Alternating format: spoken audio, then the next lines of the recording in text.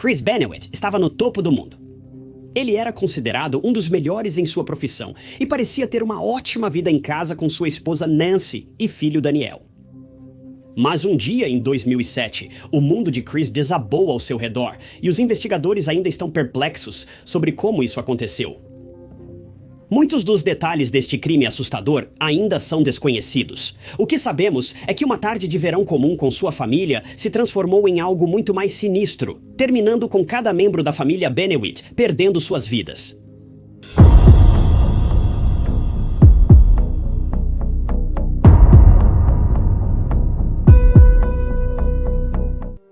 Este caso já foi abordado muitas vezes antes e tenho certeza de que a maioria de vocês está familiarizada com a história. Apesar disso, tem sido um dos tópicos mais solicitados por bastante tempo, então achei que agora era um bom momento para cobri-lo. Se você conhece outros casos que gostaria que eu abordasse no futuro, informe nos comentários ou me envie um e-mail. Chris Benoit tinha só 40 anos. Em 2007, ele nasceu em Montreal em 1967 e cresceu em Alberta, permanecendo aqui durante a maior parte de sua infância e vida adulta. Chris era considerado um garoto comum, mas sempre teve uma fascinação por luta livre. Desde jovem, ele sabia que queria ser um lutador profissional. Aos 12 anos, ele começou a trabalhar para realizar esses sonhos. Chris começou a treinar e levantar peso para ver seus sonhos se tornarem realidade. O pai de Chris diz que ele era um menino muito obsessivo, passando a maior parte da infância pensando apenas em luta livre. Enquanto a maioria das crianças brincava com amigos, subia em árvores e se metia em encrencas, Chris ficava em casa treinando, aprendendo e absorvendo todas as lutas de wrestling que encontrava na TV. Dois dos lutadores favoritos de Chris eram Tom Billington e Bret Hart.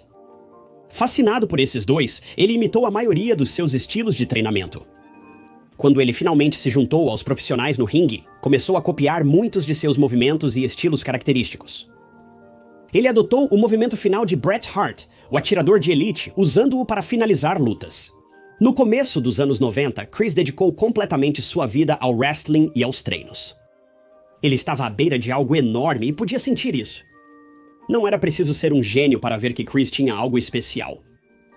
Houve muitos grandes lutadores ao longo dos anos, mas poucos têm a pura determinação que Chris expressou dentro e fora do ringue.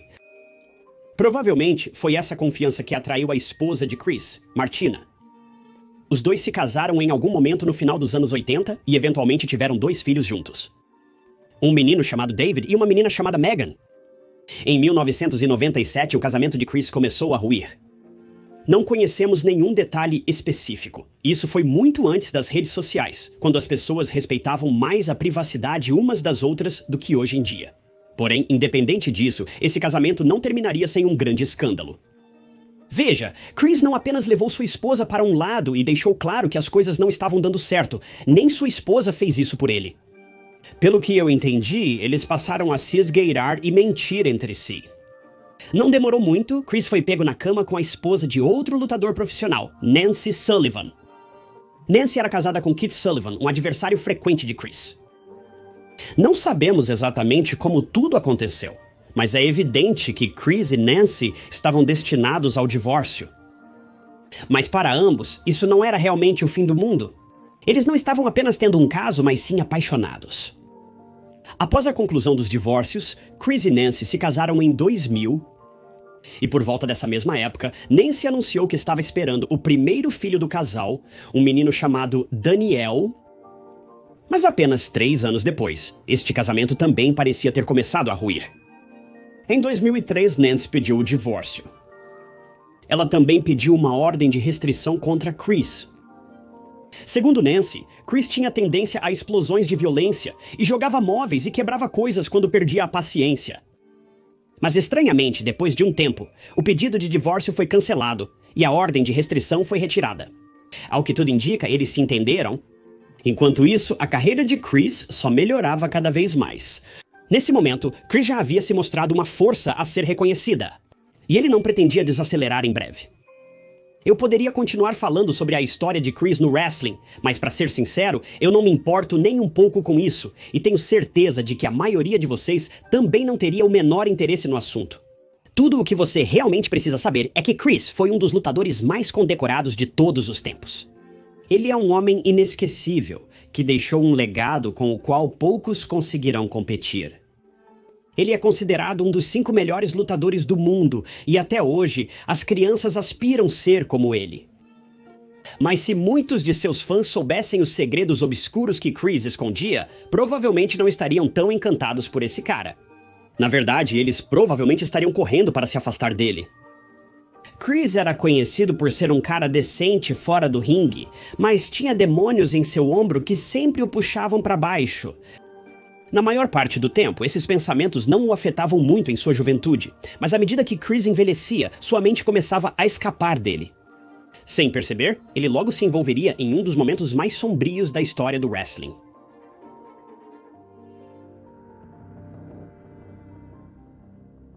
Era 24 de junho de 2007. Para a maioria de nós, foi um dia como qualquer outro. Mas para a família Benoit, este seria um dia que viveria na infâmia por muitos anos. Normalmente, ao cobrir este aspecto da história, gosto de dar um pouco de contexto detalhando tudo o que aconteceu antes do crime. Mas neste caso em particular, não há muito contexto. Nos dias anteriores ao crime, tudo estava normal. A família Benoit seguia sua rotina diária habitual. O filho de Chris estava de férias escolares de verão, e sua esposa Nancy seguia com os negócios normalmente. Chris seguia todas as suas rotinas de treinamento habituais no 24º dia. Mas por motivos ainda desconhecidos, 24 de junho seria o dia em que Chris chegaria ao seu limite. Um dia antes da revelação que abalou a comunidade de luta livre, Chris deixou um correio de voz para seu amigo Chavo, explicando que Nancy e Daniel estavam com intoxicação alimentar. Ele explicava que se atrasaria para o show da noite em Beaumont, Texas. Ao ouvir a mensagem, Chavo ligou de volta para Chris e percebeu que ele parecia extremamente cansado e sonolento, como se tivesse acabado de acordar, mesmo sendo meio da tarde. Chavo fez o seu melhor para ignorar isso e continuar com o seu dia, mas ele sentiu que algo não estava certo. Ele retornou a ligação para Chris em apenas 12 minutos, mas não foi atendido. Após alguns minutos, Chris retornou a ligação de Chavo, desculpando-se e explicando que estava na outra linha com a Delta Airlines, alterando seus planos de voo, reiterando o dia difícil, lidando com a intoxicação alimentar de Nancy e Daniel. Chavo não estava convencido com a explicação e disse a Chris que estava lá para ele caso precisasse conversar. Chris disse a Chavo, "Eu te amo", e encerrou a ligação. Chris não apareceu no aeroporto naquele dia, apesar de estar programado para chegar mais tarde. Um amigo contatou Chris, que contou a mesma história sobre a doença de sua esposa e filho. Chris não compareceu a uma partida agendada naquela noite, algo incrivelmente bizarro, pois ele não teria perdido esse jogo por nada. Ele contou a um amigo que pretendia pegar o voo por volta das 8 da manhã. No dia seguinte, ele sugeriu remarcar a partida devido à saúde debilitada de sua esposa. Até 24 de junho, Chris falhou em aparecer para mais um voo agendado. Naquela manhã, antes das 4, Chris enviou mensagens de texto para vários colegas de trabalho. Segundo uma fonte, as mensagens continham apenas o endereço residencial de Benoit, mencionando que os cães da família estavam confinados perto da piscina e uma porta da garagem que foi deixada aberta, o que parece um pouco estranho. Não parece que alguém soubesse o que fazer com esses textos. E alguns colegas de trabalho de Nancy receberiam a mesma mensagem. Chavo foi acordado por esses textos, mas ele colocou seu telefone de lado e voltou a dormir, sem dar importância, esperando encontrar Chris para o voo dele mais tarde naquela manhã, mas Chris nunca apareceu. Seria no dia seguinte, quando um grande evento de luta livre estava programado para acontecer em Corpus Christi. Chris estava programado para ser um dos principais competidores, mas ele nunca chegou ao evento. Os coordenadores do programa ficaram desconfiados com a ausência de Chris durante a manhã. Conforme o dia avançava, várias pessoas se agitavam por sua falta de presença. Às 15 horas daquele dia, a agitação virou medo, pois amigos e colegas notaram que não tinham notícias de Chris há mais de 2 dias. Decidiram ligar para a polícia para verificar seu bem-estar. Os policiais de Fayetteville, na Geórgia, receberam uma ligação de um dos coordenadores do evento, pedindo para que verificassem Chris e sua família. Às 4h15 da tarde daquele dia, a ligação foi retornada, mas não era uma boa notícia. Eles haviam encontrado Chris, sua esposa e seu filho dentro da casa, mas nenhum deles estava vivo.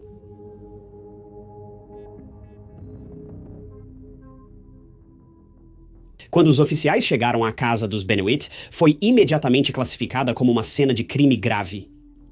Os detalhes do crime foram confusos no início, pois os investigadores não sabiam quem poderia ter feito aquilo. Eles descobriram que Nancy foi contida antes de morrer. As mãos dela haviam sido amarradas com um cabo de televisão, e os pés haviam sido amarrados juntos. Enquanto procuravam pistas na cena, encontraram uma meia em uma lata de lixo coberta de fluidos biológicos secos, sugerindo que havia sido usada como mordaça antes de Nancy morrer. Mas foi quando descobriram algo muito pior do que se pode imaginar. Ao revistarem a casa, encontraram o filho de Chris. Ele também foi encontrado morto, deitado em sua cama. Em seguida, encontraram o Chris. Chris morreu após ser enforcado em um dos equipamentos de ginástica na sala de exercícios da família. Foi isso que ajudou os investigadores a juntar as peças do que havia acontecido aqui, já que não parecia que Chris havia sido colocado aqui contra a sua vontade. As evidências sugeriam que Chris havia feito isso consigo mesmo. Não seria até vários dias depois que as pistas da investigação se encaixariam todas. A ex-esposa de Chris recebeu pelo correio um pacote com pertences dele, incluindo uma bíblia, com uma nota dentro. O conteúdo da nota não foi divulgado, mas os investigadores revelaram um detalhe importante. Chris testemunhou o assassinato de sua família e sabia exatamente quem era o culpado. Isso porque era ele.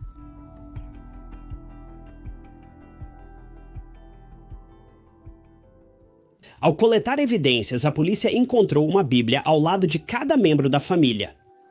Parece que Chris demonstrou algum tipo de remorso por suas ações, ou pelo menos, ele estava fazendo o melhor que podia para garantir que sua família chegasse ao céu. A família parecia ser religiosa até certo ponto, mas não foi possível confirmar a qual religião pertenciam ou se frequentavam ativamente a igreja. De qualquer forma, a família fez o seu melhor. A única coisa que o detetive disse que estava faltando nas evidências e na cena do crime era qualquer indicação de um motivo. Até onde as evidências os levaram, realmente não havia motivo para cometer um crime tão hediondo e sem sentido. Chris tinha tudo a seu favor. Uma carreira incrível, uma esposa que ele amava e um filho que ele adorava. Então por que ele faria isso? Bem, para ser direto, nós não sabemos, mas os investigadores têm alguns palpites e uma teoria parece fazer muito sentido. Mas isso torna este caso muito mais trágico, se você puder imaginar.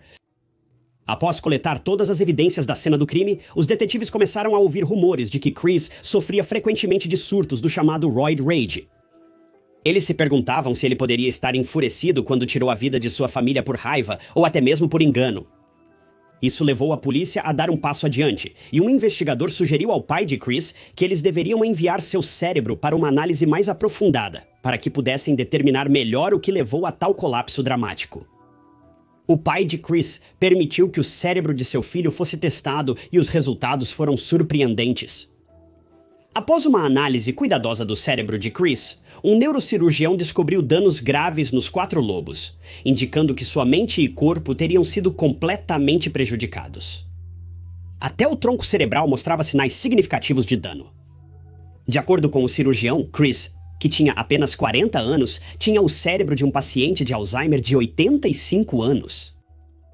Outros testes revelaram danos extensos ao tecido do cérebro e várias outras áreas, e não demorou muito para o cirurgião juntar 2 e 2 e determinar o que havia acontecido aqui. Segundo um dos amigos de Chris, um ex-lutador profissional, Chris era o único homem na indústria disposto a levar uma cadeira na parte de trás da cabeça, uma manobra que ele descreveu como estúpida. Foi teorizado que a carreira de luta de Chris resultou em inúmeras concussões dia após dia, ano após ano.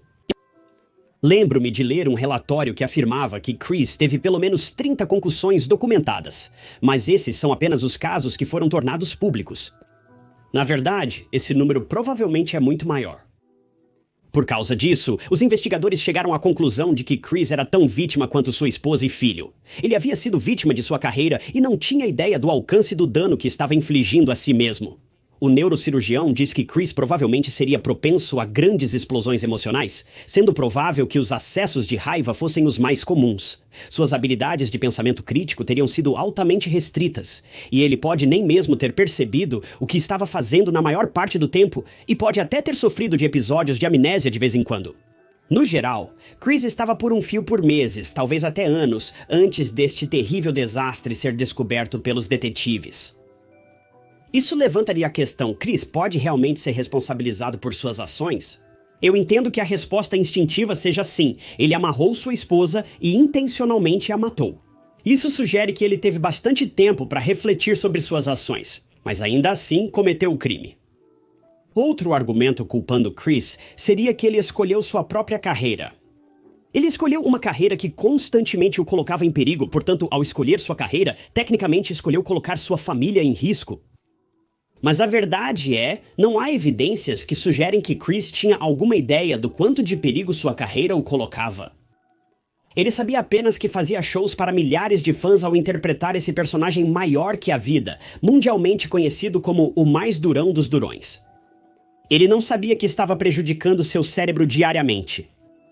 A ciência e a pesquisa sobre concussões repetidas como essa eram praticamente inexistentes naquele período, e os poucos estudos realizados não tinham o amplo reconhecimento que tem atualmente. Então, no final de tudo, Chris era um monstro ou uma vítima? Bem, essa é uma pergunta que, infelizmente, permanecerá sem resposta. Obrigado por acompanharem mais um episódio de Histórias de Crimes Reais. Se você quer ver mais documentários de crimes reais como este, certifique-se de clicar no botão de curtir e se inscrever.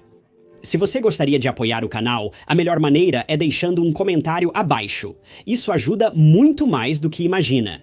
Para ajudar financeiramente, clique no botão azul Participar. Ou compre uma caneca de Histórias de Crimes Reais em tyknots.com. Mas com isso, meu nome é Tyknot e eu te vejo no próximo vídeo.